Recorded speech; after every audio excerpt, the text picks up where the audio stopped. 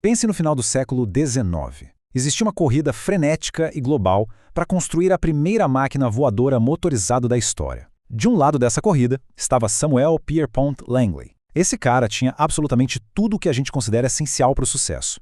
Rios de dinheiro do governo, os melhores contados em lugares como Harvard e o Instituto Smithsonian, e uma verdadeira equipe dos sonhos. Todo mundo, sem exceção, apostava que Langley faria história. Mas a história tem um senso de humor muito peculiar. A algumas centenas de quilômetros dali, em Dayton, Ohio, estavam Wilbur e Orville Wright. Eles não tinham um centavo de financiamento, 0 contatos importantes. Ninguém na equipe deles tinha sequer um diploma universitário, nem mesmo os próprios irmãos. Eles bancavam o projeto inteiro com os lucros de uma lojinha de bicicletas. Tinha tudo para dar completamente errado, não é mesmo?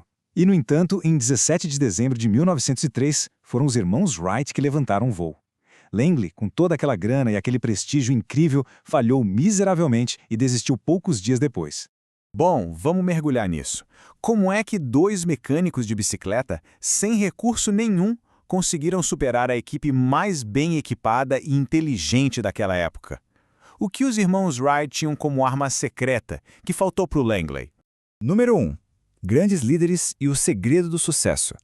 A grande verdade é que a resposta não está na engenharia, e sim no propósito. Nessa análise profunda sobre o comportamento humano, escrita por Simon Sinek, a gente descobre que Langley era motivado puramente pelo resultado. Ele queria a fama, ele queria a riqueza, ele só queria o quê? Já os irmãos Wright, eles tinham uma crença. Eles acreditavam de verdade que se construíssem aquela máquina, o mundo mudaria para sempre. Eles tinham um sonho profundo, um porquê. E esse sonho inspirou aquela pequena equipe da loja de bicicletas a aguentar fracasso atrás de fracasso. Eles chegavam a levar 5 conjuntos de peças para o campo de testes todo santo dia, porque sabiam que a máquina iria quebrar várias vezes antes de o sol se pôr. E esta frase define isso perfeitamente. Existem líderes e existem aqueles que lideram.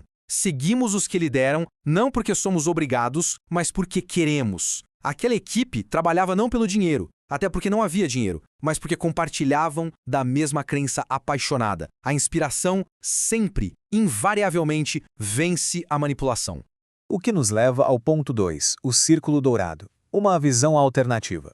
Para entender como é possível gerar essa inspiração e replicar isso nos negócios ou na vida, precisamos olhar para um conceito revolucionário que quebra o padrão de como o mundo funciona hoje. E isso ilustra brilhantemente o conceito, o círculo dourado. São 3 camadas muito simples. O grande detalhe é que a maioria das organizações e das pessoas opera de fora para dentro. Todo mundo sabe o que faz. Algumas pessoas sabem como fazem aquilo, mas um grupo muito seleto sabe o porquê faz o que faz. E aqui vai um detalhe que precisa ficar absolutamente claro. O porquê não tem nada a ver com ganhar dinheiro. Ganhar dinheiro é só um resultado, uma consequência natural. O porquê é a causa raiz de tudo. É o motivo pelo qual uma organização existe, a verdadeira razão para a gente pular da cama com energia de manhã e o motivo pelo qual o resto do mundo deveria se importar. Vamos ver como isso se aplica na seção 3, o exemplo da Apple e a comunicação inovadora. Para provar como essa estrutura vira o jogo no mundo real, é só analisar uma das empresas com os seguidores mais leais e fanáticos do planeta, a Apple. Se a comunicação da Apple fosse igual à da maioria das empresas, operando de fora para dentro daquele círculo, a mensagem seria mais ou menos assim: nós fazemos ótimos computadores, eles têm um design lindo e são super fáceis de usar. Alguém quer comprar um? É lógico, faz todo sentido, mas não inspira absolutamente ninguém. Só que líderes inspiradores não agem assim. Eles pensam e comunicam de dentro para fora. A mensagem real dele segue exatamente esta ordem. Número 1. O porquê. Em tudo o que fazemos, acreditamos em desafiar o status quo e pensar diferente. Número 2. O como. A maneira como desafiamos o status quo é criando produtos com design belo e muito intuitivos. E número 3, só no final, o quê. O resultado disso é que fazemos ótimos computadores. Quem quer comprar um? Pois é, depois de ouvir essa mensagem construída de dentro para fora, a vontade de agir aparece de forma muito mais natural, não é verdade? Fica óbvio como essa comunicação é infinitamente mais sedutora. Ninguém é convencido puramente por especificações técnicas. A atração acontece por causa de uma crença em comum. E ninguém pode achar que isso é só uma teoria poética. Vamos ao ponto 4. Não é opinião, é biologia. Chegamos na reviravolta monumental desta nossa análise de hoje. Esse conceito do círculo dourado não é uma tática espertinha de marketing ou conversa fiada motivacional. Isso é fundamentado em biologia evolutiva pura. Agora, o que é realmente incrível de se observar é como a estrutura do nosso cérebro se encaixa perfeitamente nesse modelo. É um espelho perfeito. A nossa camada externa do cérebro, o neocórtex, corresponde ao nível do o quê. É ele que gerencia o pensamento analítico, os dados, a lógica e a linguagem. Mas aquelas duas camadas internas formam o nosso sistema límbico, que mapeia exatamente as áreas do como e do porquê. E aqui vem aquele momento de cair a ficha. O sistema límbico é responsável por todos os sentimentos humanos. Coisas complexas como confiança e lealdade nascem ali. Além disso, ele controla todo o comportamento e a tomada de decisão humana. Mas existe um detalhe gigante. Ele não possui nenhuma capacidade de processar linguagem. É exatamente por isso que é tão difícil colocar em palavras por que amamos alguém, ou tentar explicar de forma racional aquele instinto visceral de que uma decisão está certa, mesmo quando as planilhas dizem o contrário. Esse fato biológico inegável que comprova a ideia mais poderosa de toda essa teoria. As pessoas não compram o que a gente faz, elas compram o porquê a gente faz. O produto ou o serviço é apenas a prova tangível, a materialização física daquela crença. Quando a comunicação começa pelo porquê, a conversa pula a parte analítica e vai direto para a parte do cérebro que aperta o botão de sim. Só que existe um grande perigo no meio do caminho, o que nos leva ao ponto 5, a disciplina do como e a necessidade de estrutura. Acontece que apenas ter um propósito bonito não garante a sobrevivência de ninguém. O mundo está lotado de grandes sonhadores que nunca tiraram uma ideia do papel. Para prosperar nesse caos que é o mercado atual, a inspiração precisa urgentemente de estrutura. Para que o sucesso se sustente a longo prazo, precisamos equilibrar 3 forças vitais. Primeiro, a clareza inabalável do porquê. Segundo, a disciplina do como. Isso significa que os princípios e valores que guiam a operação têm que ser seguidos à risca. E terceiro, a consistência do o quê.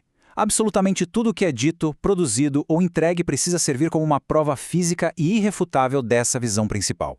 Vamos dar um passo adiante para ver como isso ganha forma. É só imaginar o círculo dourado ganhando volume e se transformando em um cone, como se fosse um megafone gigantesco. A liderança visionária fica lá no topo, representando o porquê. O nível gerencial fica no meio, traduzindo o como. E aquela base bem larga lá embaixo é o quê.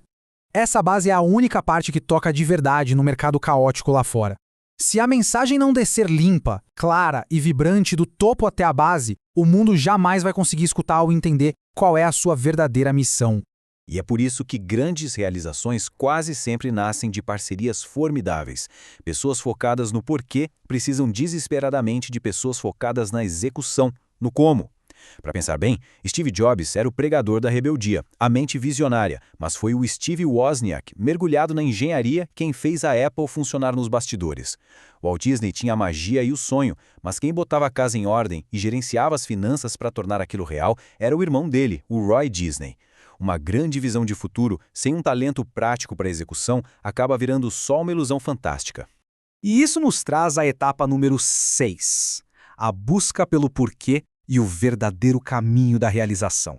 O ponto crucial de toda essa história é que não dá para aplicar essa lógica apenas a gigantes corporativas. Na verdade, o autor Simon Sinek escreveu esse material durante uma crise muito pessoal e profunda. Ele havia perdido completamente a paixão pelo próprio trabalho. Estava esgotado e perdido, não porque faltava conhecimento sobre o que fazer ou como fazer, mas porque ele tinha esquecido o seu próprio porquê. Então, a verdadeira realização, aquela energia genuína que nos faz acordar com vontade de fazer acontecer, só retorna quando a gente reequilibra o nosso círculo dourado interno. A carreira pode mudar, as estratégias podem mudar, mas o propósito raiz raramente muda. O o quê é só a forma atual que a gente escolhe para dar voz ao que acreditamos. Diante de tudo isso, a provocação final para encerrarmos é exatamente esta. Qual é o verdadeiro propósito por trás das nossas ações diárias? Quando a gente olha para a própria rotina exaustiva, para os projetos que estão na mesa, será que o início de tudo foi impulsionado pelo motivo certo? Quando o porquê fica claro de verdade, o sucesso é uma consequência, movido pela força biológica mais poderosa que existe, a pura inspiração. Vale a pena tirar um momento para refletir de forma brutalmente honesta sobre o que direciona cada uma das nossas escolhas. Se essa nossa análise de hoje abriu a mente e trouxe uma nova perspectiva, aproveite para se inscrever aqui no canal, deixar um comentário contando qual é o grande porquê que move o dia a dia e, claro, compartilhar esse conhecimento para espalhar essa faísca. Até a próxima!